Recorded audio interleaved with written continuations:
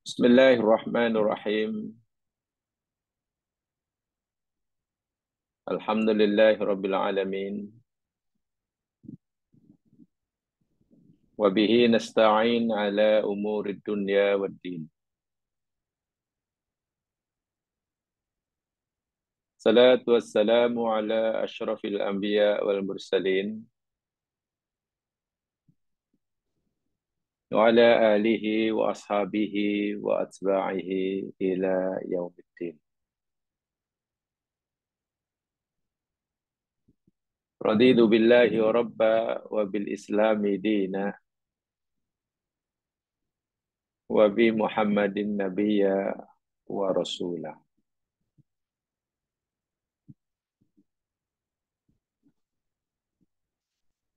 Allahumma ij'al khaira a'marina awakhiraha. Ya Allah, ya Tuhan kami, jadikanlah sebaik-baik umur kami adalah umur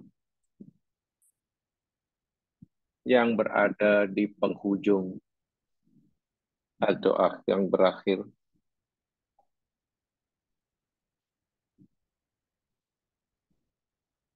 Wa khaira a'malina khawatimaha. Ya Allah, jadikanlah sebaik-baik amalan kami,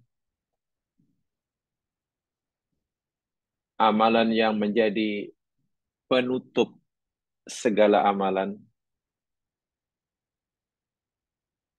Waj'al khaira ayyamina yauma nalqaq. Ya Allah, jadikanlah sebaik-baik hari kami adalah hari ketika kami berjumpa denganmu kelak. Amin ya rabbal alamin.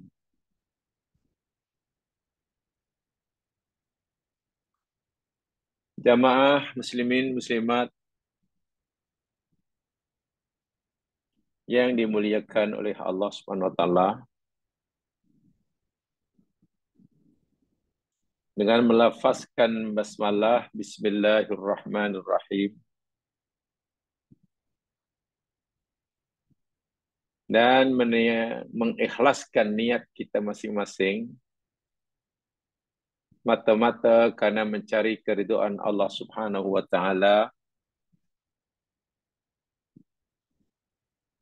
kita ingin teruskan siri kajian kita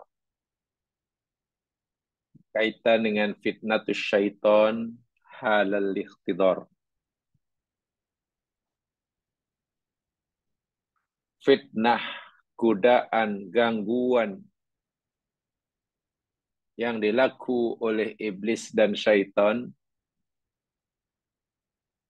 terhadap anak cucu Adam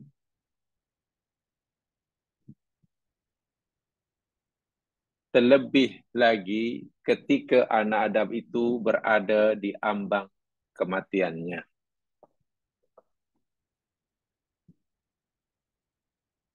Walaupun iblis dan syaitan sebenarnya telah memulakan usaha mereka hendak menyelesaikan anak cucu Adam ini, telah bermula ketika anak Adam itu memasuki umur balik. Sebagaimana ayat yang Allah firmankan dalam surah Al-A'raf ayat 16 dan 17 yang kita pelajari pada siri yang lepas, boleh dikatakan tidak ada ruang, tidak ada kesempatan bila kita berada, tidak ada tempat di mana kita berada, tidak ada keadaan di mana kita sedang berada, melainkan iblis dan syaitan sentiasa berusaha untuk menimbulkan wiswasah, gangguan, penyesatan terhadap kita. Dalam bahasa yang lebih tegas, tidak ada masa sesaat pun berlalu dalam hidup kita ini, melainkan syaitan sentiasa berusaha untuk menyesatkan kita. Ya, kadang-kadang mereka berjaya, kadang-kadang mereka gagal, kadang-kadang kita pula yang jadi mangsanya, gagal, dan kadang-kadang kita pula percaya mengalahkan mereka.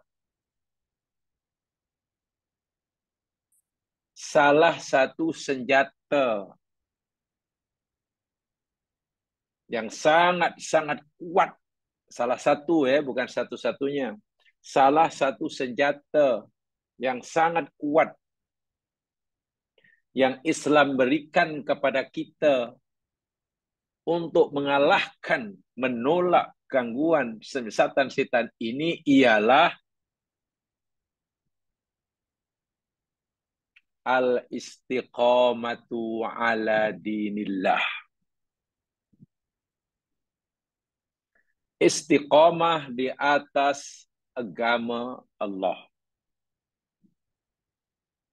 Istiqamah di atas kebenaran. Istiqamah di atas kebaikan. Sebab itulah kita selalu diingatkan, bila kita telah melakukan perkara yang baik, apapun perkara baik yang kita lakukan itu, besar maupun kecil, berusahalah kita untuk istiqomah dan melakukannya. Ini senjata yang paling hebat untuk melemahkan setan. Sebab serajin manapun kita beramal, sebanyak manapun amal yang kita lakukan, jika tidak ada padanya istiqomah, kadang-kadang ada, kadang tidak ada sekejap, tak ada lama, setan tidak takut sama sekali. Mungkin mereka menjauhkan diri daripada kita ketika kita sedang beramal, berada di atas jalan yang benar. Tapi karena kita tidak istiqomah, kita keluar, saat itulah masa yang ditunggu-tunggu oleh musuh kita ini untuk menguasai kita. Wal'iyadu billah tumadu billah. Itu salah satu rahsia sabda Nabi SAW, khairul a'mali adwamuha wa in qalla. Sebaik-baik amal itu, kata Nabi, yang berkekalan, walaupun sikit. Masya Allah. Mungkin kita nak tahu berkekalan itu sampai bila umpamanya. Kita buat baik dalam berterusan itu hingga bila? Hingga kita sendiri dihentikan oleh Allah dalam beramal. Maknanya bukan kita yang ingin menghentikan amal baik kita, tapi Allah yang menghentikan kita. Apa maksud Allah sendiri menghentikan kita? Ya, bila sudah tiba masa Allah memanggil kita. Itu maknanya Allah yang menghentikan kita beramal. Ibaratnya Allah kata, sudah. Kamu tidak perlu beramal lagi. Tak perlu istiqomah. Masa untuk kamu istiqomah sudah nuktah. Tak apa. Tapi selagi Allah belum menuktahkan istiqomah kita, mari kita berusaha untuk terus melakukannya dengan istiqomah. Itu satu di antara senjata yang paling kuat. Bukan satu-satunya, paling kuat. Seapa jamaah sekalian? Karena begini, iblis dan setan ini tidak pernah putus asa. Tidak ada perkataan putus asa dalam komus setan. Hari ini gagal, esok coba lagi. Esok gagal, minggu depan coba lagi. Pagi gagal, petang coba lagi. Tahun ini gagal.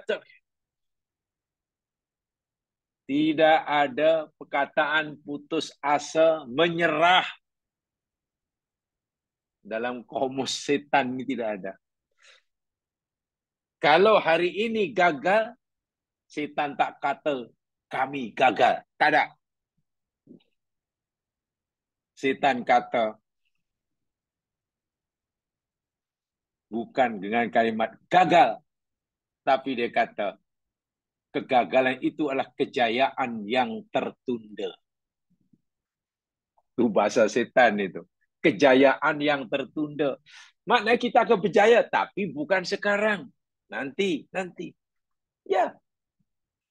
Jadi kalau begitulah setan menyesatkan kita dengan sikap istiqomah. Setan itu istiqomah dalam menyesatkan manusia. Bagaimana pula kita yang menjadi sasarannya tidak istiqomah. Nah ini. Alhamdulillah. Minggu lepas kita pelajari pembenteng diri kita istiqomah dalam apa? Dalam beragama. Apa maksudnya? Ikhlas. Kan itu. Ikhlas pun kalau tidak istiqomah tak jadi.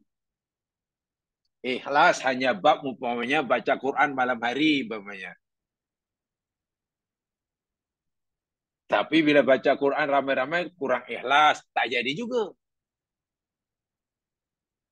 Ikhlas hanya ketika umpamanya sembahyang subuh karena tak ada orang nampak.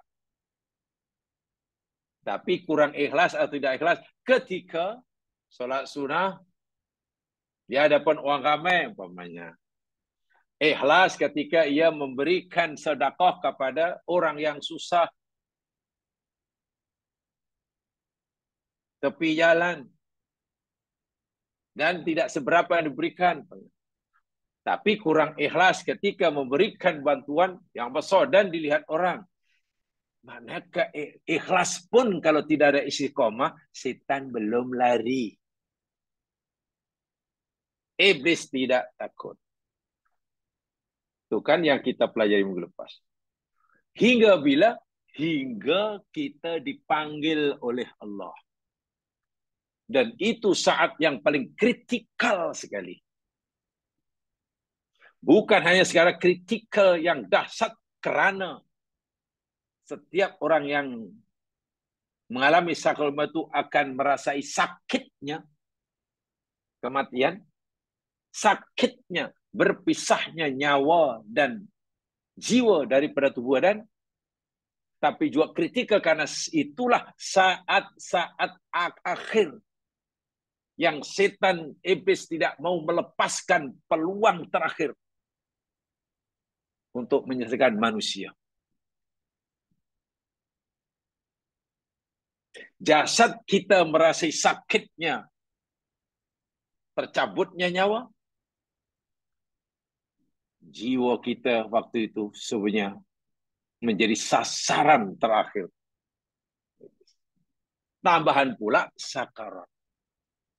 Ini yang kita nak pelajari lebih jauh malam hari ini. Coba jangan lihat dalam nota tentang hadis ini. Tentang hadis ini. Dalam nota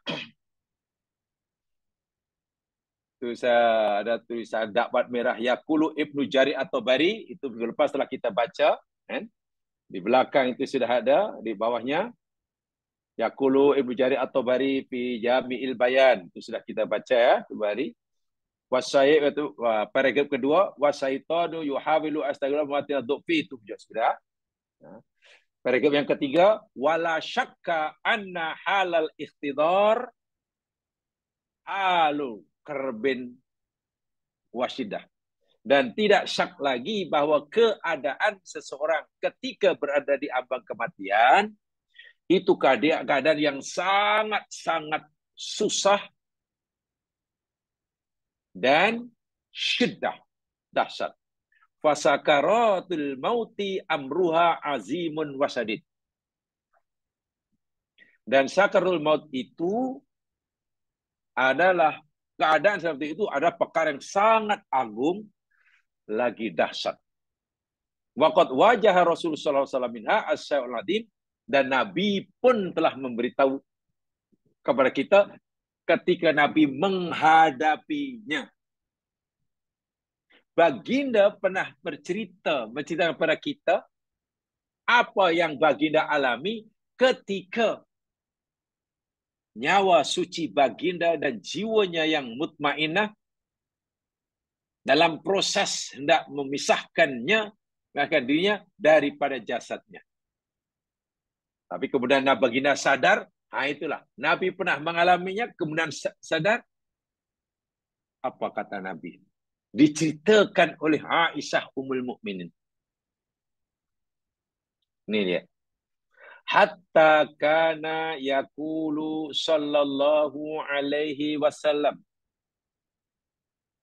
Sehingga adalah Nabi sallallahu alaihi wasallam bersabda. An Aisyah Ummul Mukminin radhiyallahu anha. Bersumber daripada Aisyah Ummul Mukminin radhiyallahu anha, apa yang diucap oleh Nabi ketika Nabi dalam keadaan syakarat. La ilaha illallah, inna lil mauti sakarat. La ilaha illallah, inna lil mauti sakarat. Hadis sahih dalam kitab Sahih Jami' dinyatakan sahih oleh Nasir Al-Albani. Tiada Tuhan yang berat sembah melainkan Allah. Sesungguhnya inna lil mauti, sesungguhnya kematian itu ada azabnya, ada sakitnya. Ini sabda Nabi. Sesungguhnya kematian itu ada sakaratnya, ada azabnya. Rasa sakit akan pasti dirasai oleh setiap orang yang mati, termasuk Rasulullah SAW. Bayangkan. Jika Rasulullah SAW manusia yang paling agung, paling mulia, paling dekat dengan Allah, itu pun merasai akan sakitnya sakaratul maut. Allahu Akbar. Dan kita tahu itu Nabi beritahu karena Nabi pernah mengalaminya, tapi belum meninggal. Nabi sedar semula. Itulah kemudian cerita. Ini kisahnya. Hadis selepasnya dia agak panjang, jadi saya bacakan. Lengkapnya ini. An Aisyah Ummul Mukminin. Semua ada ya, tengok tuh hadisnya. Sebelum saya uraikan hadis. Nanti saya jelaskan hadis ini. Ada ya dalam nota? An Aisyah Ummul Mukminin radhiyallahu anha. Ada Ustaz, ada. Ada ya? Oke. Inna min ni'amillahi alayya. Aisyah Ummul Mukminin berkata, Inna min ni'amillahi alayya. Sesungguhnya termasuk nikmat, sebagian nikmat yang Allah anugerahkan kepada aku, kata Aisyah Ummul Mukminin. Aisyah merasakan Allah anugerahkan nikmat yang nikmat mana Allah tak berikan pada orang lain. Apa nikmat itu? Ini dia. Anna Rasulullah SAW tuwuffiya fi baiti. Masya Allah. Bahwasanya Rasulullah SAW itu meninggal di rumahku. Sebenarnya boleh katakan rumah. Kalau untuk ukuran kita sebenarnya bukan rumah, bilik je lah. Lihat sajalah makom Nabi itu. Itulah rumah Aisyah. Rumah Rasul yang nak Rasul silakan untuk Aisyah Ummul Mukminin. Kan tak sebesar mana. Kan? Makom Rasul itu. Itulah rumah Aisyah. Dia sudah dipanggil rumah. Mungkin untuk orang sekarang, macam ini rumah. Kecil aja nih. Mungkin hanya sebesar seluas master bedroom setengah kita. Bagi Aisyah Mukminin, kewafatan Nabi, Allah pilih rumah Aisyah radhiyallahu anha menjadi tempat pembaringan terakhir. Menjadi tempat di mana Nabi dipanggil oleh Allah. Itu kata Aisyah, ini nikmat bagi aku. Masya Allah. Bahasa bertuah. Karena baginda wafat di rumahnya. Yang kedua, nikmat yang Allah berikan pada aku. Kata Aisyah apa? Wa fi yaumi. Masya Allah. Nikmat yang Allah berikan pada aku. Yang kedua, yakni Nabi diwafatkan oleh Allah pada hari giliran aku. Nabi ini kan punya istri lebih daripada seorang. Dan Nabi tetap saja membuat giliran pada istrinya. Hari ini di sini, esok di sana. Ketika Nabi sampai pada giliran Aisyah berada di rumah Aisyah radhiyallahu, baginda wafat. Jadi Aisyah merasa bertuah. Berahlah baginda wafat di rumahku. Kedua pula baginda wafat pada hari giliran aku. Kedua. Yang ketiga, wa baina sahri wa nahri. Dan waktu itu Nabi wafat pula di antara mana leherku dan pangkuanku, maknanya berada di pangkuanku. Memang betul. Rasul wafat di atas pangkuan Aisyah. Bagi Aisyah ini itu nikmat. Itu nikmat. Benar kewafatan Nabi, kewafatan suami, apalagi seorang Nabi, ya itu musibah lah. Kewafatan suami, apalagi suaminya itu Nabi kekasih Allah, memanglah musibah. Tapi dipilihkannya Nabi terakhir kasih Allah ini diwafatkan di rumahnya, pada hari gilirannya, berada di hari ba'annya, Ummul Mukminin radhiyallahu anha Aisyah mengatakan itu nikmat. Begitu sekali ya istri Rasul buat cara memandang, cara memahami ketentuan Allah. Nikmat. Wa anna Allah yang berikutnya, wa anna Allah jama'a baina riqi wa riqihi inda mauti. Yang keempat, Allah beri nikmat kepada aku, nikmat mana Allah tak berikan pada orang lain. Yang keempat, sesungguhnya Allah jama'a telah mengumpulkan, telah menyatukan baina riqi antara ludahku, ludahku, warikihi dan ludah Rasul dicampurkan, dikumpulkan inda mauti ketika kewafatannya. Allahu Akbar. Nikmat Allah yang keempat yang berikan, yakni semasa Nabi wafat, sebelum Nabi wafat, Allah telah mengumpulkan, menyatukan ludahku dengan ludah Nabi menyatu. Macam mana ceritanya? Ini dia. Dakhala alayya Abdurrahman. Semasa Nabi sedang sakit tenat,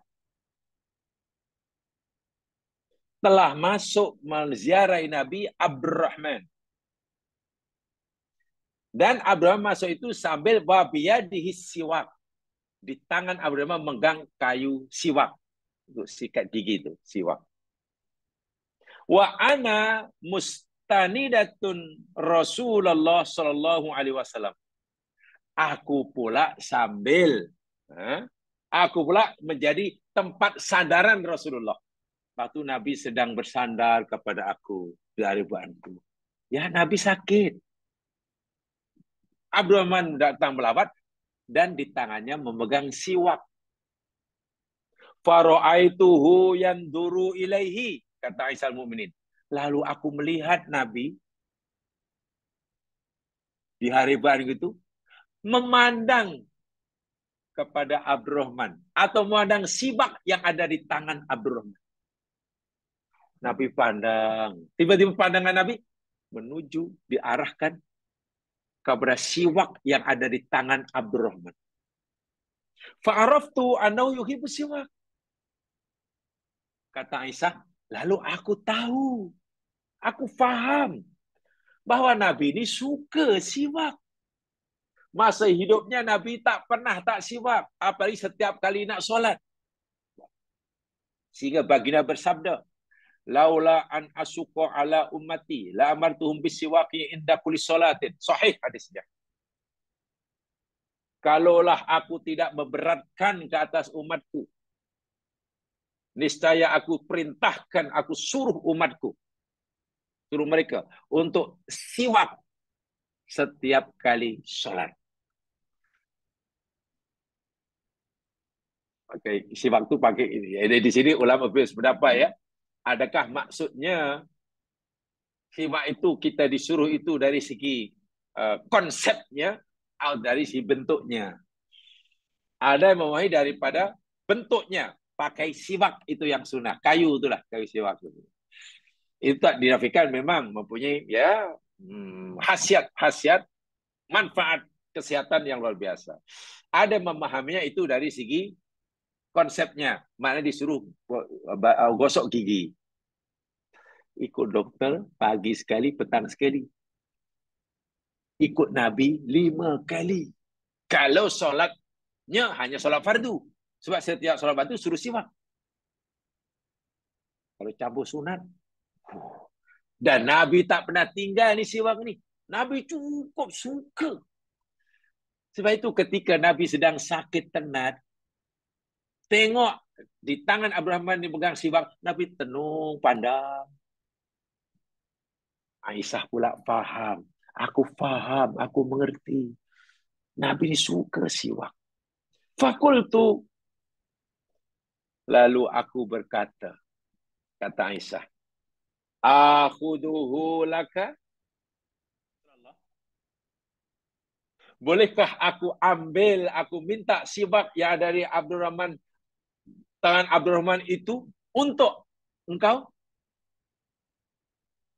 Aku boleh ambil untuk engkau? Fa'asyara bi ra'si. Nabi sebenarnya sudah tidak boleh bercakap dengan fasih. Nabi hanya memberi isyarat. Asyara. Nabi bisa bi ra'sihi, dengan kepalanya. Ya mungkin anggap gitu sikit. Mana Nabi setuju? Nabi setuju Aisyah nak minta siwak di tangan Umar untuk diberikan pada Nabi.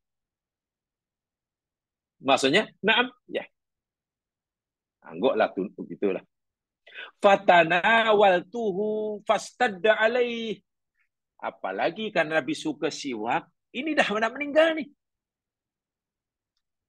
Lalu aku minta pada Abdurrahman, Abdurrahman, tolong berikan siwakmu itu pada aku. Tapi aku pegang siwak tu keras. Masih keras, mungkin belum banyak dipakai mungkin. Atau masih ya, belum dipakai. Keras. Istadda alaih. Fakultu, lalu aku berkata pada Rasulullah, ulayyinuhu lak. Ya Rasulullah, boleh tak aku lembutkan dahulu siwak ini untuk engkau? Sebab masih keras ya Rasul, belum dipakai. Nah waktu itu untuk melembutkan kayu siwak, bukan ditumbuk-tumbuk, digigit. Gigit. Kan siwak digigit ya. Gigit. Nak lembutkan pun, Aisyah ini minta kebenaran pada Rasul. Ulayyinuhu lak. Ya Rasul, boleh aku lembutkan dahulu? Fa'asyara bi ra'si an'am. Nabi memberi syarat dengan kepala, mungkin angguk. Ya, silakan. Jadi Aisyah gigit itu siwak. Gigit. Sampailah lembutkan hujungnya. Sampai lembut itu.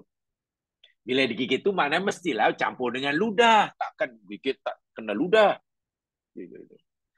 Falayyantuhu fa'amrohu. Setelah lalu aku melembutkannya. Lembut. Dah tak keras lagi lah. Maksudnya, dah tak keras. Pabana di raq'ah au gulbah ya sukku amal fiha ma. Waktu itu tak jauh daripada tempat kami duduk. Berada di sebelah itu ada satu bencana. Bekas air. Raq'ah gulbah itu bekas air. Yang terbuat daripada kulit. Yang selalu dipakai oleh Nabi bila bepergian. Perang untuk simpan air. Dan kadang untuk berwudu. Sederhana sekali rupanya perkara di rumah Nabi ya. Ya, hanya bencana air terbuat. Dan itulah yang dipakai Nabi untuk bila pepergian itu dibawa, pergi perang itu dibawa, untuk malam simpan air berwudu. Ada gulbah. Fiha ma, di dalamnya ada air. Fajala yudkhilu yadahi fil ma. Lalu Nabi meletakkan, memasukkan tangannya.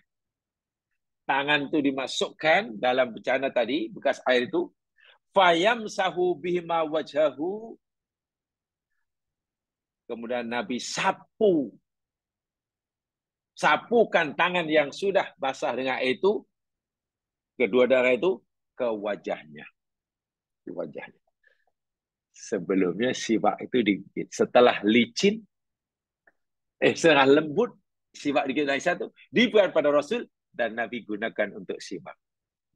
Itu yang Aisyah pernah kata di depan dia kata. Allah bagi nikmat pada aku. Karena di akhir hayatnya, Allah kumpulkan ludahku dengan ludah baginda. Kenapa? Karena Nabi menggunakan siwak giginya. Selepas Aisyah melembutkannya. Sambil masukkan tangan dalam bekas air basah, sapu kedua ke wajahnya. Itu yang dilakukan oleh baginda saat-saat akhir sebelum tiba ajalnya. Apa yang dikatakan oleh Nabi waktu itu? La ilaha illallah. Inna lil mauti sakarat. La ilaha illallah. Tiada Tuhan yang berhak disembah kecuali Allah. Inna lil mauti sakarat. Tadi macam di atas tadi petikan sikit aja. Sesungguhnya kematian itu ada sakaratnya. Nanti saya jelaskan apa itu makna sakarat. Kematian sakarat. Satu hanya ada azabnya. Memang tidak menyenangkan. Ada sakitnya. Rasul mengalami. Dan Nabi ayam itu diberitahukan. Baginda ucapkan. Didengar oleh istri baginda. Lalu disampaikan pada sahabat yang lain. Sehingga sampai pada kita sekarang. Sampai tangan Nabi menyapu itu. La ilaha illallah. Inna lil mauti sakarat. Nah, Nabi tak diajar, tak ditawarkan apa la ilaha illallah ya, sebab Nabi sudah baca sendiri. Nah, itu yang akhirnya kita suruh mentalkan itu. Lakinu mautakum bila ilaha illallah. Ajar oleh kamu. Orang-orang yang nak meninggal daripada kamu itu kalimat la ilaha illallah. La ilaha illallah. Itu aja. Jangan tanya yang lain. Jangan aja. Maka na akhiru kalam ila ilaha illallah dakhala jannah. Siapa saja yang akhir perkataannya la ilaha illallah masuk surga. Itu sabda Nabi. Walaupun hadis itu perlu penjelasan ya, perlu penjelasan. Tsumma nasaba yadahu. Kemudian Nabi sambil mengangkat tangannya ini. Nasaba itu menegakkan ya, menegakkan tangannya gitu. Itu Nabi bukan duduk ya, Nabi bersandar, berbaring di pangkuan Aisyah dan katanya. Faja'ala yaqul, lalu Nabi berkata. Apa yang Nabi katakan? Ar-rafiqul a'la. Ar-rafiqul a'la. Ar-rafiqul a'la. Aisyah mendengar dengan jelas. Rafiq itu mana teman setia a'la yang paling tinggi. Maknanya, dalam hadis yang lain, Aisyah menceritakan, Setiap nabi bila tiba ajalnya diberi pilihan oleh Allah. Sama ada nak meninggal saat itu atau nak ditambahkan umurnya. Tak terkecuali Nabi Muhammad SAW pun diberi tawaran itu. Ini dalam hadis yang lain ya, umumnya menceritakan. Jadi Nabi sedang diberi tawaran oleh Allah melalui malakul maut. Wahai Muhammad, ajalmu telah tiba. Engkau nak mati sekarang atau engkau nak tangguhkan berapa tahun lagi? Nabi Ar-Rafiqul A'la, Ar-Rafiqul A'la. Nabi ingin segera jumpa Ar-Rafiqul A'la, Allah Subhanahu wa taala. Maknanya ingin mati. Saat itu juga walha diberikan tawaran untuk tambah masa ke apa ke. Hatta kubito. Itu yang diucap oleh Nabi. La ilaha illallah. Innal saqarat. Ar-Rafiqul A'la. Tangan Nabi yang asalnya tegak macam itu jamaah, hatta kubito, sehingga nyawa Nabi dikeluarkan oleh malakul maut, dipisahkan. Wa malat yadahu, akhirnya tangan tadi jatuh terkulai. Nah, daripada berdiri macam itu, nah bila dah jatuh terkulai itu maknanya wafatlah baginda. Peristiwa ini dialami, disaksikan oleh Aisyah Ummul Mukminin. Sebab itu yang ceritakan ini Aisyah. Dan ini jangan sekarang menafikan sama sekali cerita orang-orang yang konon Nabi sebelum mati, sebelum wafat, dia kata ummati, ummati. Tak ada dasarnya. Sebelum Nabi wafat, Nabi tak kata umatku, umatku. Tak ada. Yang ada ini. Nabi kata umatku, umatku tu nanti di akhirat. Ketika Nabi mohon syafaat pada Allah Subhanahu wa taala. Baik. Paham ya? Ini apa hadis ini? Sakar. Yang kita nak pelajari, malah jamaah sekalian, kita perlu jelaskan dia ni. Nabi kata kematian itu ada sakarat. Apa itu sakarat? Sakaratul maut. Kita panggil sakaratul maut ya. Jamaah sekalian, ada apa namanya bab istilah ya, di dalam Al-Quran. Ada disebutnya sakratul maut, sakratul maut. Ada kadang disebut ghamaratul maut. Sakratul maut pun ada, ghamaratul maut pun ada. Apa maknanya? Apa pengertiannya? Baik. Pertama, coba jamaah lihat.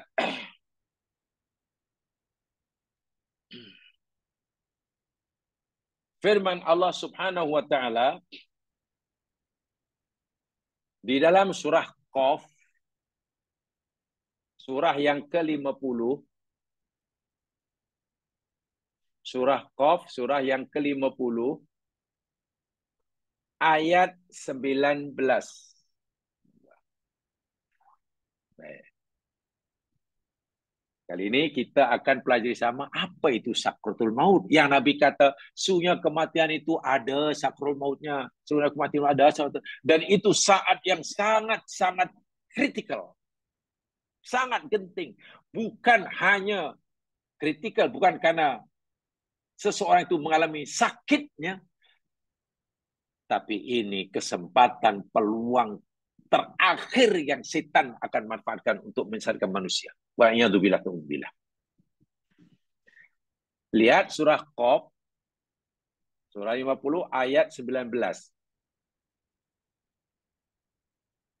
Allah Subhanahu wa taala berfirman, A'udzu billahi minasyaitonir rajim.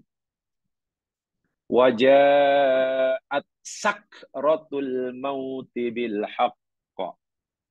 Dzalika ma kunta minhu tahid.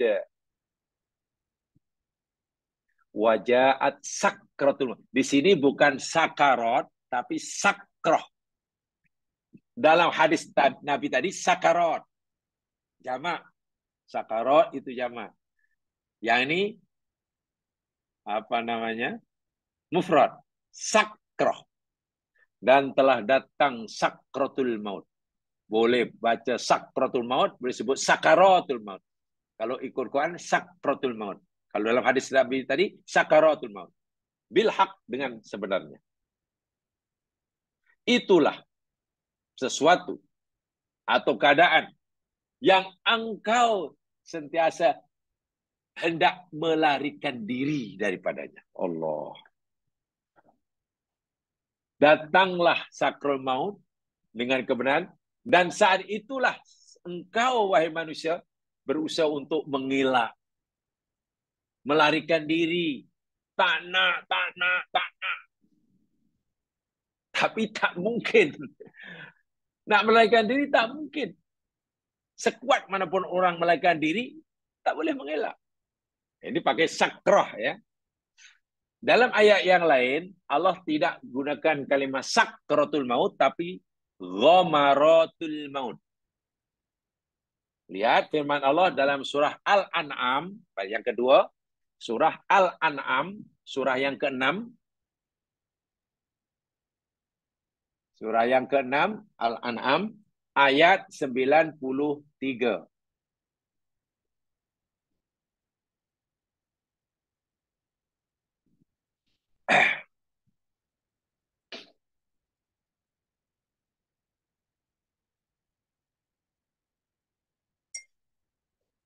Sudah? Al-An'am 93. A'udzu billahi minasy syaithanir rajim. Walau tara idid zalimuna fi ghamaratil maut. Underline. Ghamaratil maut. Bukan sakratul maut. Bukan sakaratil maut, tapi ghamaratil maut. Walau tara idid zalimuna fi ghamaratil maut wal malaikatu basitu aydihim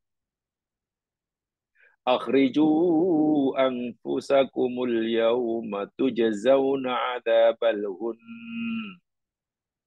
bima kuntum taquluna 'ala Allahi ghairal haqq wa kuntum an ayatihi tastakbirun. Walau tara, dan jikalau engkau melihat, itakala az-zalimun, orang-orang yang zalim, fi ghamaratil maut, di dalam keadaan sakratul maut. Maknanya sama. Ghamarat dengan satu, ya sakratul maut lah. Nanti dijelaskan. Dalam proses kematiannya. Wal malaikatu, sedangkan malaikat-malaikat yang ditugas oleh Allah untuk mencabut nyawanya, ini malaikat-malaikat pembantu malakul maut nih, basitu aidihim, mereka malaikat itu menghulurkan tangan-tangan mereka sambil membentak-bentak orang zalim ini, akhriju anfusakum, keluarkan oleh kamu jiwa kamu, keluarkan, bentak-bentak. Kalau gunakan bahasa kita lah, malaikat macam, woi cepat keluar, kami bukan nak cabut nyawa awak seorang, masih banyak lagi, cepat keluar, cepat. Subhanallah. Itu yang dialami oleh orang yang kufur. Cepat keluar. Al-yawma tuzawna adzabal hun. Saat ini kamu akan diberi balasan dengan azab yang menghinakan. Maknanya belum pun masuk alam barzah. Belum pun pergi ke alam akhirat. Ketika ia sedang dalam proses berpindah kehidupan daripada alam dunia ke alam barzah, dia sudah disiksa. Maknanya billah. Bak kata orang, kaki sebelah masih di dunia, kaki sebelah di alam barzah, dia sudah disiksa. Dan siksanya bukan calang-calang siksa. Ada balhun. Pasal apa disiksa? Bima kuntum taquluna 'alallahi ghairul haq. Dengan sebab kamu mengatakan sesuatu yang tidak benar terhadap Allah. Kamu tuduh macam-macam pada Allah. Allah punya anak lah, Allah punya sekutu lah, Allah tak adil lah, Allah bakhil lah, Allah. Yang kedua, wa kuntum an ayati tastakbirun. Dan oleh sebab kamu sombong terhadap ayat-ayat.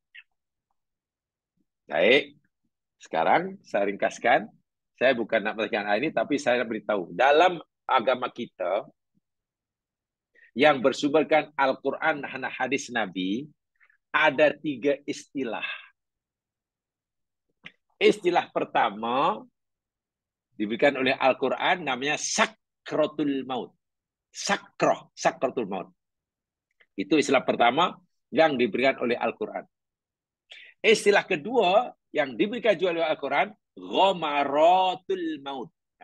Ghamaratul maut. Istilah ketiga diberikan oleh hadis Nabi, tadi dalam hadis Aisyah yang kita pelajari tadi, sakaratul maut. Sakaratul maut. Panjang rohnya. Ada 3 istilah. Tak apa. Yang kita nak tahu, yakni apa sebenarnya hakikat makna sakratul maut itu. Yang pasti dialami oleh setiap orang. Sakratul maut bukan mati ya. Mati lain. Maut kita tahu. Maut yakni bila nyawa dan jiwa seorang sudah berpisah dari badannya. Itu mati. Maut.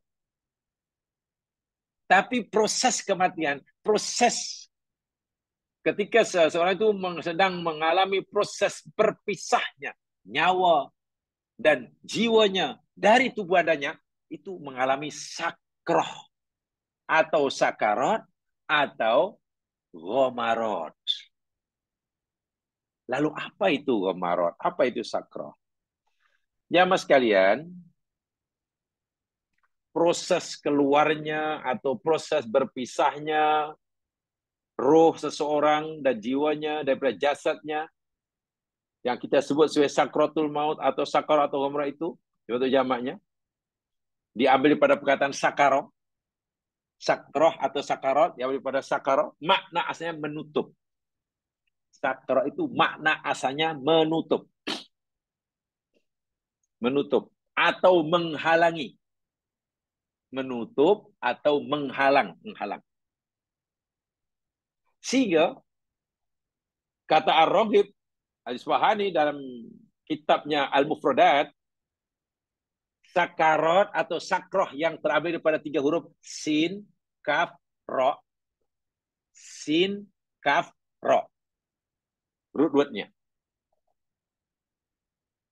Yang makna harfiahnya menutup atau menghalangi. Ia bermaksud keadaan, suasana yang menghalangi seseorang daripada menggunakan akalnya. Sakaro itu makna harfiahnya keadaan yang menghalangi seseorang daripada menggunakan akal pikirannya. Sehingga apa? Sehingga pikirannya tidak lagi berfungsi. Aku nak, kan kalau sekarang ini zaman kita masih, kan kita boleh pikiran kita masih fungsi. Oh, sana ini, sana buat itu, sana buat ini, sana. Kita pikiran kita masih berfungsi normal, bekerja. Ketika seseorang sudah akal pikirannya sudah tidak berfungsi, dia terhalang untuk menggunakan pikiran cerdasnya, IQ-nya sudah, keadaan itu namanya sakarat. Sebab itu timbul perkataan sakron, yang mananya mabuk. Sakron itu kan mabuk. Minuman sakaron. Kenapa? Ya karena orang yang mabuk, keadaan orang itu mana orang itu terhalang daripada menggunakan pikiran yang waras. Orang mabuk kan pikirannya tak betul. Tak logik, tak berfungsi. Tak berfungsi. Itu dia.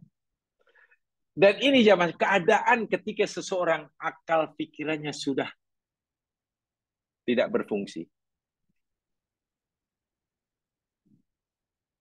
Minta maaf ya Mas Karen, ini sebenarnya kalau kita ada satu buku yang bertajuk sangat menakutkan lah. Tapi ini kajian ilmiah, dilihat dari sudut apa secara saintifik, lorong kematian. Tapi kajiannya dilihat dari aspek ilmiah, saintifik. Karena ada 3 organ tubuh manusia yang boleh menjadi penentu terakhir hidup atau matinya seseorang. Ada 3 dalam tubuh kita. 1 jantung, 2 paru-paru, 3 otak. 3 otak. Lebih tepatnya sebenarnya yakni batang otak kita. Batang otak. Atau kalau dalam bahasa medis apa dipanggil? Modula oblongata. Modula oblongata. Oblongata. Yaitu ada batang otak yang orang panggil sebagai brainstem apa tuh. Ya, disitulah 3 organ terpenting dan kalau orang itu jantungnya sudah berhenti, itu pun belum boleh dikatakan mati. Belum tentu, karena jantung boleh dibantu. Paru-paru mungkin masih bantu. Tapi bila dah otak, batang otak, pasnya tepatnya yakni di modula oblongata ataupun brainstem, menurut kajian saintifik dalam buku yang saya baca, Lorong Kematian, pengarangnya memberikan perumpamaan di batang otak itu letaknya Swiss, main Swiss istilahnya. Main Swiss. Disitulah boleh on, boleh off. Kalau itu masih on, orang itu masih hidup. Walaupun mungkin jantungnya sudah tidak berfungsi, tapi masih hidup. Tapi dia sudah off. Dari 3 itu, otak penentu terakhir. Kalau otak sudah tidak berfungsi sama sekali, nyawa pasti keluar. Nyawa pasti keluar. Nah, sebelum keluar, prosesnya itulah. Ketika masa pura itu dipanggil sakarat. Orang sudah tidak lagi mampu menggunakan pikirannya yang waras. Sehingga hilang kesadarannya. Hilang kesadarannya. Macam orang mabuk itulah. Saya bacakan. Sakratul maut atau sakaratul maut atau ghamaradul maut hiya asyada'id al-khasah allati yulaqihal mayyit kubaila mautihi wa inda khurujir ruhi min badanihi. Itu kalau dalam bahasa Arabnya. Sakratul maut atau sakratul maut atau ghamaradul maut itu ialah asyada'idul khasah. Satu keadaan, satu suasana yang sangat-sangat dahsyat. Keadaan yang khusus, yang sangat dahsyat, yang sangat susah. Yang dihadapi, dirasai oleh orang yang hendak mati sesaat sebelum kematiannya. Tepatnya, inda khurujir ruh min badani. Semasa keluarnya, berpisahnya ruh dari tubuh badan. Saat itulah dipanggil sakatul maut. Yang Nabi kata sakarat, yakni azab, terasa siksa mana sakit ya. Siksa jangan diartikan siksa mana dosa, bukan. Siksa mana rasa sakit yang luar biasa, gitulah. Sakit yang luar biasa. Tapi tidak mampu lagi nak berteriak. Sekarang kalau tangan kita tersepit, ya kita akan minta tuh, oh sakit. Kenapa? Otak kita masih berfungsi. Memberitahu awak sakit. Kan otak bagi tahu, awak sakit. Arahkan mulut untuk katok, untuk berteriak. Sekarang. Tapi orang sekarang karena otaknya sudah terhalang daripada berfungsi, ya tak boleh cakap apa-apalah. Menjerit pun tak boleh. Itu pun tak boleh. Subhanallah. Wa amma salul maut fa sakratul insan wa alamatu ala tadu ala mautihi. Dan sakarat yang dialami setiap insan itu adalah tanda nyata, bukti nyata bahwa seseorang itu sudah berada di ambang kematiannya, di penghujung kehidupan dunianya, dan sudah di awal kehidupannya di alam barzakh. Satu lagi, falafdus sakaratul maut, lafat sakratul maut, lafat sakaratul maut kata Nabi, lafat ghamaratul maut kata Quran, ya dulu ala syiddatil mauti wa ahwalihi wa qurbadihi wa qurbi wa qurbihi allati tusibul insan qabla maut. Macam mana ya nak ceritanya? Begini ya, Sian. Istilah sakratul maut itu sendiri pun, menunjukkan dahsyatnya kematian. Ahwal, kesusahan yang amat sangat dialami seorang ketika matinya. Sakratul maut itu, kalimat itu sendiri sudah menunjukkan dahsyatnya. Bukan maknanya bukan sesuatu yang menyeronokkan begitulah, sangat dahsyat. Bisa babi nazil malaikati liruhi, oleh karena malaikat yang kan sedang memisahkan nyawa dan jiwanya daripada jasadnya. Haitsu tahruju ruhul insan, sehingga keluarlah ruh atau nyawa manusia min jami'il uruki wal ajza'i wal mafasil. Ruh yang menjadikan dia hidup itu akan berpisah daripada tubuh adanya, berpisah daripada setiap sel dalam tubuh orang itu. Allahu Akbar. Minta maaf ya mas sekalian. Menurut sains, kan kehidupan dalam diri kita ini bermula daripada sel. Sel itu adalah unsur terkecil yang hidup.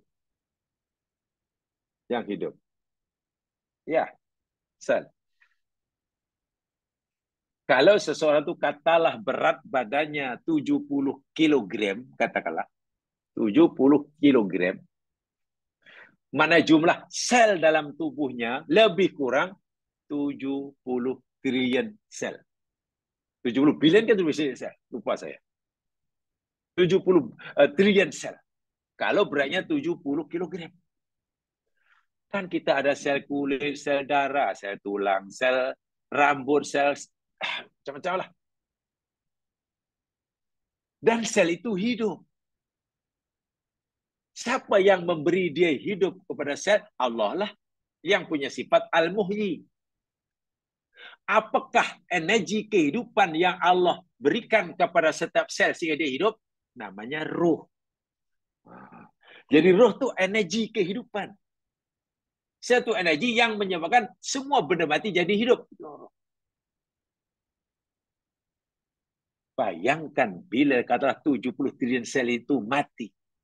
Dikeluarkan energi kehidupannya, nyawanya. Bisa sikit. Yang biasanya bermula pada kaki, ya, pada bawah. Wal ajza, wal wafil, tulang-tulangnya, sendi-sendinya. Tsumma yamutul a'dha'u tadrijiyan. Karena dipisahkannya, dicabutnya energi kehidupan dari setiap sel, kemudian orang itu akan mati. Anggota tubuhnya akan mati. Jari-jari akan mati. Tadrijiyan, beransur-ansur. Bukan mati serentak seluruh sel, tidak. Mati sikit-sikit. Tapi secara beramai-ramai lah. Mungkin sel kulitnya dulu daripada bawah, sel tulangnya, sel darahnya. Proses kematian, matinya benda yang hidup dalam tubuh kita, bermula pada setiap sel. Itulah sakarat. Sangat menyakitkan bagi jasad seseorang. Sementara jiwanya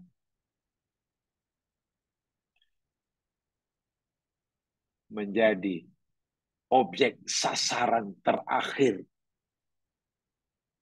dilakukan oleh iblis, setan, laknatullah alaih.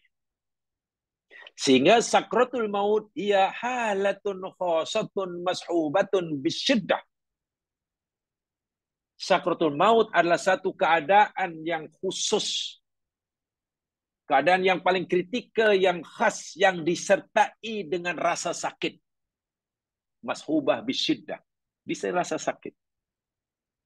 Dhat ta'thir al-kabir ala ruhil insan wa jismi, yang memberi impak, memberi kesan yang sangat dahsyat kepada jiwa seseorang itu dan juga kepada jasadnya. Ya. Fisikal soal itu akan merasai kesannya. Jiwanya demikian juga. Wa min ta'thiratihi usulu halati syadidah minad duhul was sukar ladail muqtadar. Dan sebagian daripada tanda-tanda impak kesan sakratul maut itu, keadaan yang sangat menyakitkan yang dialami oleh seseorang itu, dan satu di antaranya jiwanya mengalami as-sukar, kehilangan kesadaran. Kehilangan kesadaran. Nah, dalam keadaan inilah yang dahulu kita pelajari namanya al-adilah. Orang jadi bingung. Karena yang bingung itulah yang dimaksudkan oleh iblis untuk menyesatkannya. Nah, apakah semua orang akan bingung walaupun sedang menjalani sakratul maut? Tentu tidak. Jiwa yang kuat semasa hidupnya, walaupun dia sedang menjalani sakratul maut menyakitkan, ya dia tidak bingung. Karena jiwanya sudah sangat kuat. Tasbit. Allah sudah tetapkan teguh. Dan kokoh itu nanti saya sampaikan ayatnya. Wahadil halah, dan keadaan seperti ini taglubu alaih, menguasai orang itu.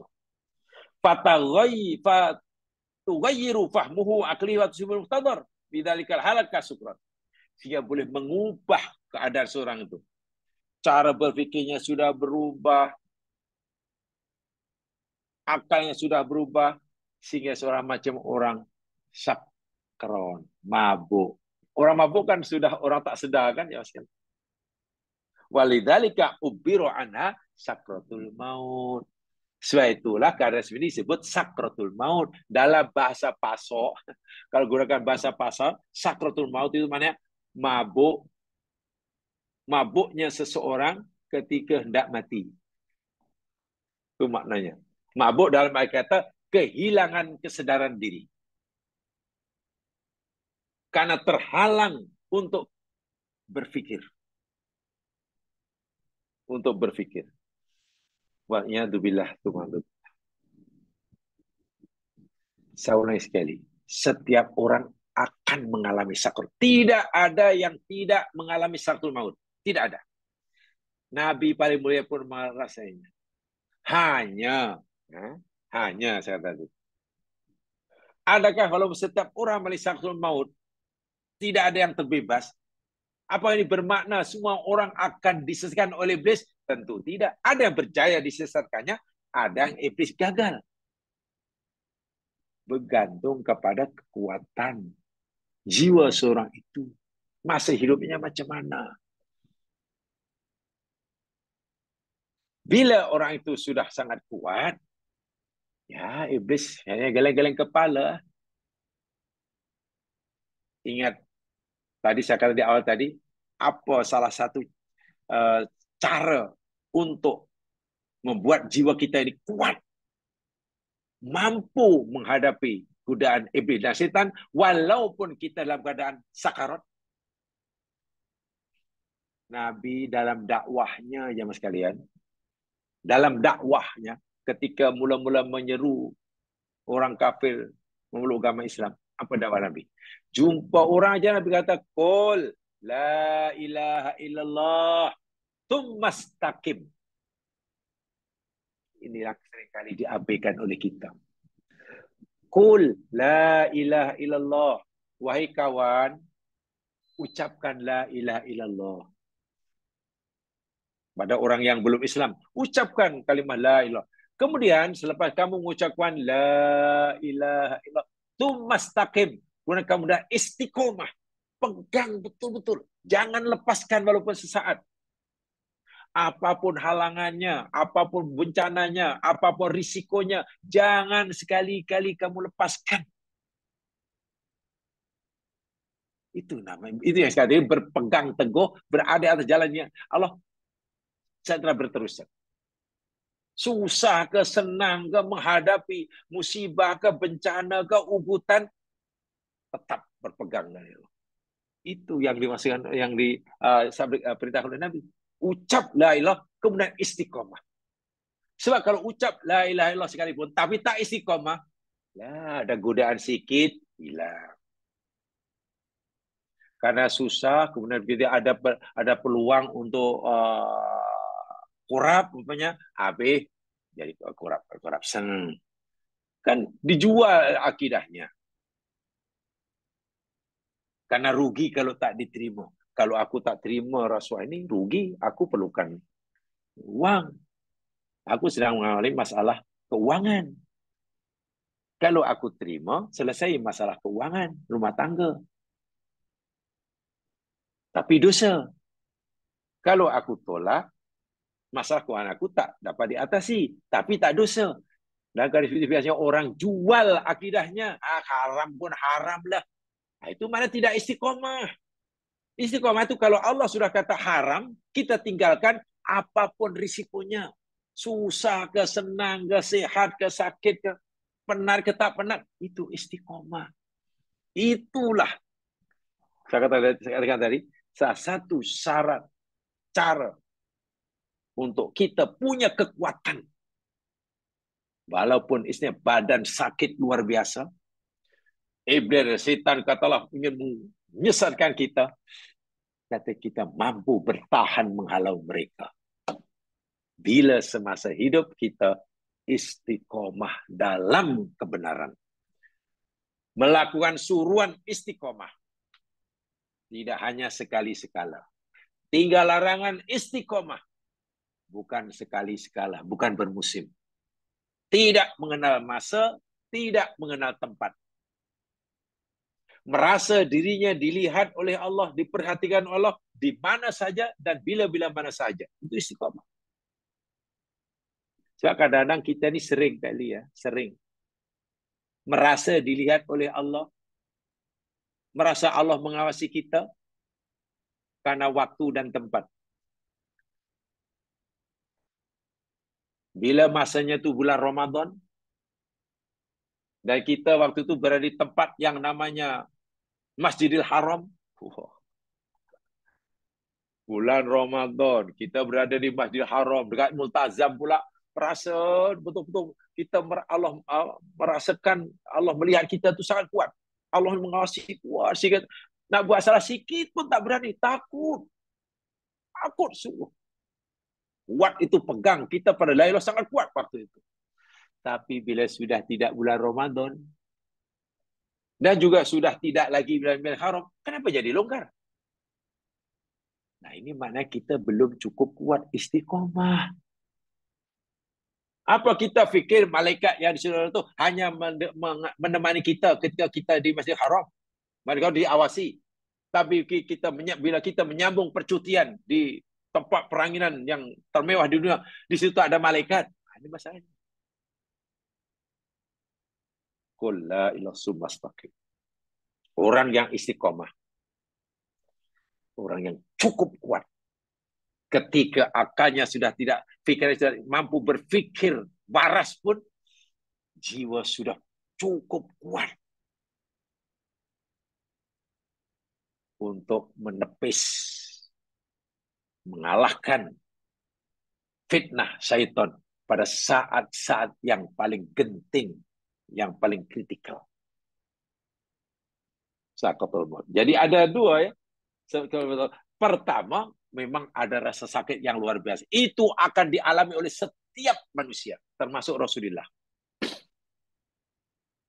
Yang kedua, itulah saat-saat terakhir yang akan dimanfaatkan oleh iblis syaitan untuk menyesatkan kita. Bagaimana bentuk penyesatannya? Nanti akan sampai penjelasannya. Apa setan berjaya? Ya, kadang-kadang setan berjaya pada seseorang karena setan gagal. Bergantung pada orangnya. Iblis dan setan sentiasa berusaha dalam keadaan yang paling maksimum. Tapi adakah setan dan iblis mesti berjaya? Bergantung pada orang yang tidak dijadikan mangsanya. Jadi kita sentiasa dijadikan mangsa oleh mereka. Tentu kita tidak mau menjadi korban bagi mereka. Tentu tak nak. Nah, kalau tidak nak, tak nak, maknanya ya istiqomah seperti sabda Nabi. Pertanyaannya begini, jamaah sekalian. Kalaulah ketika orang sebelum meninggal itu mengalami sakratul maut, keadaan yang betul-betul susah, kritikal, sakit yang luar biasa, sangat sakit yang luar biasa. Si Quran dan surah Al-Qaf tadi mengatakan, itu keadaan yang kamu ingin lari, takut. Dan memang Allah sendiri memberitahu kita. Kalau itu dialami atau menimpa orang kafir, mudah kita faham.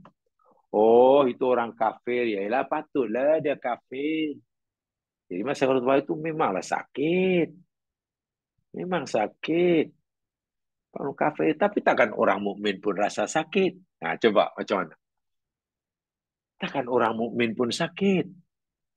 Iyalah, orang mukmin pun sakit. Macam mana kita tahu? Jangankan kita orang mukmin, Nabi Muhammad sendiri pun mengalami sakit sakaratul maut. Jadi kita yakin itu. Kalau itu kita ingin tahu apa hikmahnya. Apa hikmah di sebalik rasa sakit yang dialami oleh orang mukmin sekalipun semasa sakaratul maut? Apa hikmahnya? Katanya orang mukmin kekasih Allah, kenapa dibagi sakit macam tu?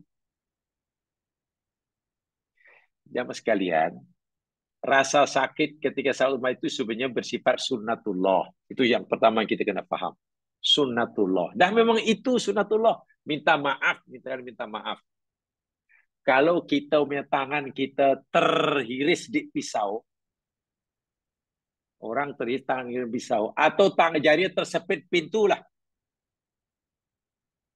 Jari tersepit pintu. Tak kira lah itu jari orang mukmin ke, orang kafir ke, Yahudi ke, Hindu ke, dia sedang puasa ke, dia banyak dosa ke, tetap sakit. Betul? Apa kita fikir kalau orang beriman sedang berpuasa, dan iman dan puasa sedang istighfar, jari tersebut itu tak sakit, mai? Tak ada kan? Sakit juga kan? Orang kafir pun sakit juga. Karena memang itulah sunatullahnya. Bahkan saya masih ingat, Dr. Hamka pernah bercerita, jika tanganmu tersepit pintu, jika kakimu tersepak batu, jika kepalamu terhantuk ke tiang pamannya, dan kamu merasa sakit, karena memang sunatullahnya, bersyukurlah. Dr. Hamba kata, syukurlah. Jangan sedih. Jika tangan tersepit pintu sakit, syukurlah. Buya, ada orang tanya, Buya, macam mana tangan sakit tersepit pintu sakit kita bersyukur? Iya. Karena kalau jari tangan kita tersebut itu kita sakit, itu bukti. Itu sebagai bukti yang nyata bahwa kita masih sehat. Betul kan? Kalau tangan tersepit pintu, jadi begitu kita sakit, Itu bukti yang nyata bahwa kita ini masih sehat. Sebab itu bersyukurlah yang kita masih sehat. Sebab kalau kita dah tak sehat, tangan tersebut pintu hingga putus, tak rasa, tak tahu. Tak sedar. Sedar-sedar, dah 4 jam selepasnya baru tahu nak makan. Mana jari aku ya? Mana jari aku? Rupanya jarinya sudah tertinggal. Terputus di pintu. Mana kaki aku ya? Tiba-tiba tak ada kaki. Rupanya kakinya sudah terputus. Tak sakit. Nah, bila jari terputus, ternyata tak sakit, itu sebagai bukti yang jari kita tak sehat. Minta maaf. Kami minta maaf. Katalah ada orang kena stroke. Major stroke, mati sebelah. Langsung tak bergerak. Dicubit pun tak sakit je masih tangan. Iya, cubit sakit. Mungkin dipotong kerat pun tak sakit. Kenapa? Kenapa dia tak sakit? Ya, karena dia sakit. Karena jarinya sudah tak sehat. Jadi, kalau kita sepit pintu dan sakit, syukurlah. Itu sebagai tanda yang kita masih sehat. Artinya apa? Sakit atau tidak, itu sunatullah. Orang mati sakaratul maut mengatakan sakit. Ya, itu sunatullah. Orang kafir sakit. Ya. Pertanyaannya, lalu apa manfaat, apa hikmah sakit yang dialami oleh orang mukmin yang soleh semasa sakaratul maut? Nah, itu yang elok kita pertanyakan itu. Bukan kenapa sakit ya, tapi apa hikmah di sebenarnya? Kenapa Allah perlakuan sakit juga? Kalau orang kafir patutlah, ini orang mukmin. Ini jemaah sekalian. Syiddatus sakarat takunu ziyadatan fi hasanatihi wa takfiran li sayyiatihi. Subhanallah. Sakitnya seseorang mukmin, sakit yang dialami oleh orang mukmin ketika sakaratul maut itu boleh jadi ia akan menjadi ziyadatan fi hasanati, akan memberi tambahan bagi kebaikannya, takfiran li sayyiatihi, dan menghapuskan dosa dan kesalahannya. Walima baqiya alaihi min dzunub, dan juga dosa-dosa yang belum terhapus karena tobatnya. Rafan li darajatihi wa zati, dan juga boleh mengangkat darjah dan makamnya. Sesuai dengan sabda Nabi, riwayat Bukhari daripada Abu Hurairah, ma yusibul muslim min nasabin, tidak ada satu musibah pun yang menimpa orang muslim, sama ada berupa penat, sedih, sakit, atau apa sajalah, hatta sauka yusafuha, sehingga jari tertusuk oleh duri tusuk, sakit tu, illa kaffarallahu biha min khotoyahu, melainkan Allah tidak menghapuskan dosa-dosa dan kesalahannya. Masya Allah. Jadi kata agama, orang mukmin yang soleh pun sakit ketika sakaratul maut, karena Allah akan menambahkan kebaikannya dengan sakit yang dialaminya. Allah akan menghapuskan dosanya jika ada, dan meningkatkan darjahnya, makamnya. Fayakhruju minad dunya naqayyan minal khotoya. Betul.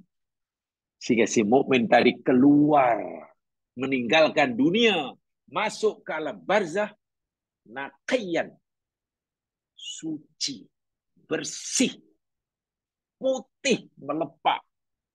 Tidak ada kotoran dosa dan noda sedikit pun yang menempel dalam jiwa. Bukankah itu nikmat?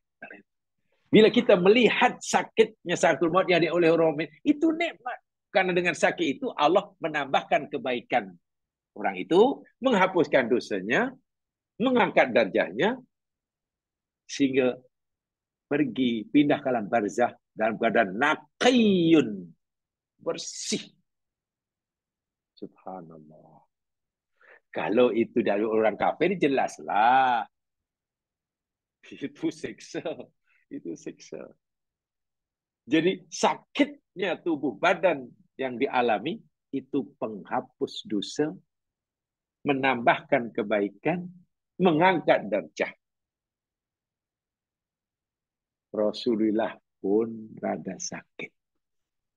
Kalau kita melihatnya situ, sehingga sakitnya sakatul maut sebetulnya sesuatu yang tidak terlalu perlu kita takuti. Tidak terlalu perlu kita takuti. Kenapa? Karena itu pasti dialami oleh setiap orang. Kita takut ke tak takut ke dia atau tidak, ya pasti mengalami kan sakitnya itu. Tapi kalau orang itu mukmin, sakitnya itu menambahkan kebaikannya, menghapuskan dosanya. Masya Allah. Kalau itu apa yang paling kita takuti bila menghadapi maut? Nih. Jiwa itu. Yang waktu itu akal sudah tidak mampu, yang hilang kesadaran. Kalau itu rapuh, ya mas kalian. Wa iyadzubillah tu'udzubillah. Setan akan mendapatkan kejayaannya pada akhirnya. Karena orang itu tidak punya kuasa.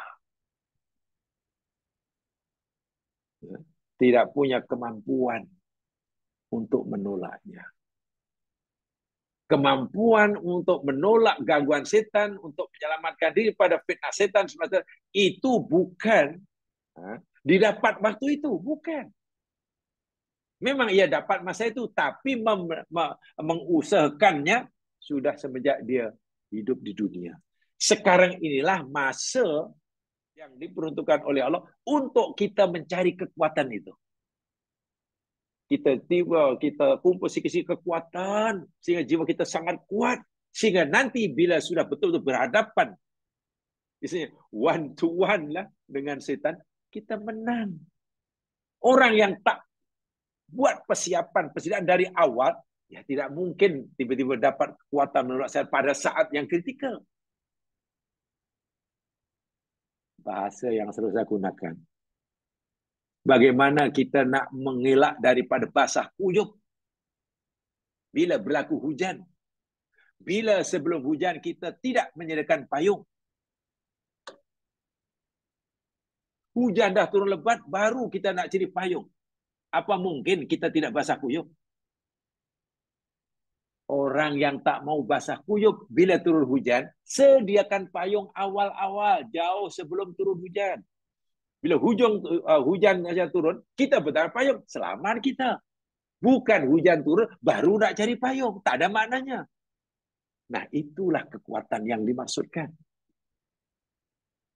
Sebelum kita menghadapi saat-saat yang paling kritikal ini, sekarang masanya untuk kita cari kekuatan itu. Dan cara itu kekuatan, tadi saya katakan, salah satunya ya, istiqomah dalam beragama. Berpandukan sabda Nabi, Kul la ilaha illallah sumastaqim. Bila itu kita pegang terus, mana kita sudah kuat-kuat, nanti saat iblis mengerahkan bala tenteranya untuk menyerang kita, ya kita sudah ada pendinding diri karena kita sudah mempersiapkannya. Tapi kalau tidak buat persiapan sejak awal, macam mana menghadapi musuh yang sudah depan kita? Sedangkan kita sudah hilang kesedaran. Pikiran kita namanya sakarat. Subhanallah. Ini hikmahnya. Jadi pertanyaan jangan kenapa orang mukmin pun merasa sakitnya kematian. Bukan itu pertanyaannya. Kalau pertanyaan jawabannya senang. Itu sunatullah lah. Kata Allah. Kalau lidah kita sehat, kita gigit cili, pedaslah. Tak kira kita mukmin ke, orang tu mukmin ke, kafir, kalau gigit cili, ya pedaslah. Bila orang tu jatuh dari tempat tinggi, kedebung, tak kira mukmin atau kafir, puasa atau tidak, hafal Quran atau tidak, ya kaki patahlah. Itu sunatullah. Sunatullah macam itulah.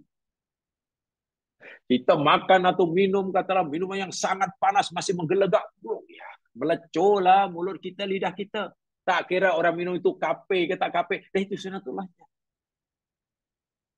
Pasti dialami. Tapi kenapa Allah perlakuan juga pada orang mukmin? Jawabannya ada hikmah yang luar biasa. Karena Allah nak tambahkan kebaikan orang itu, nak hapuskan kesalahannya, nak angkat darjah dan makamnya. Hatta yahruja minad dunya naqayyan minal khotoya wad dunub.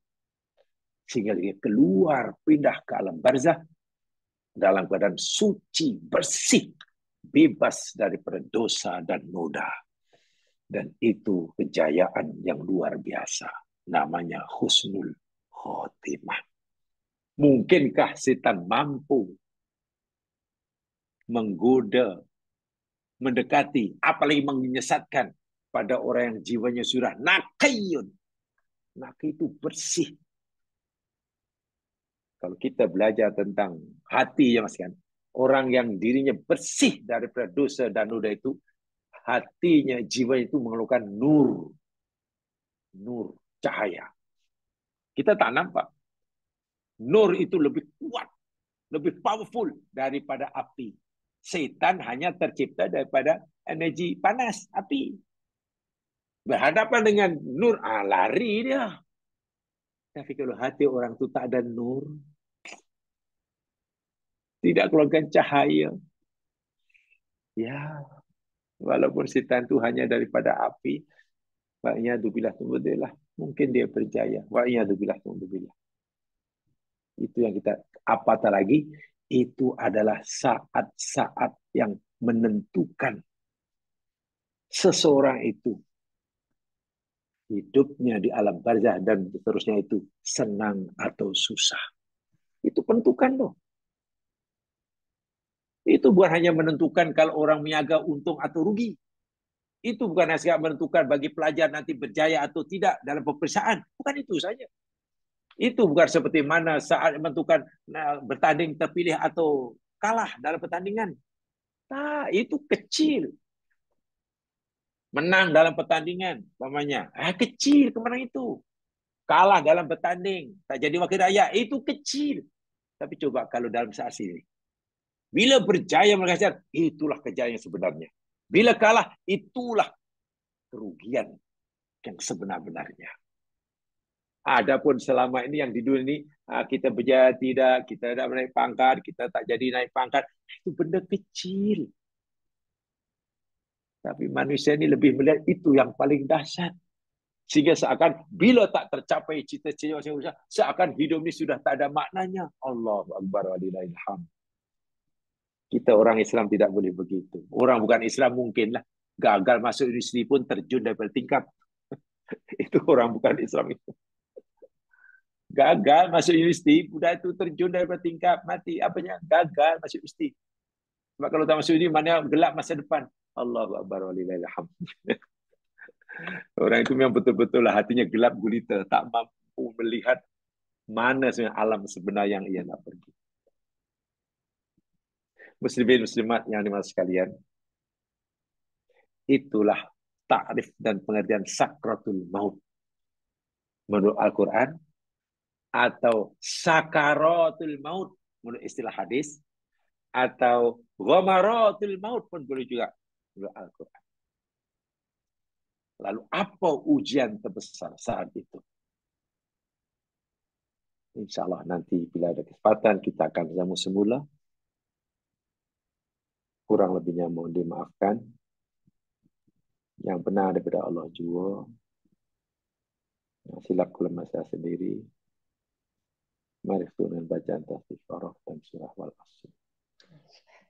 Subhanakallahumma wa bihamdika asyhadu an la ilaha illa anta astaghfiruka wa atubu ilaik.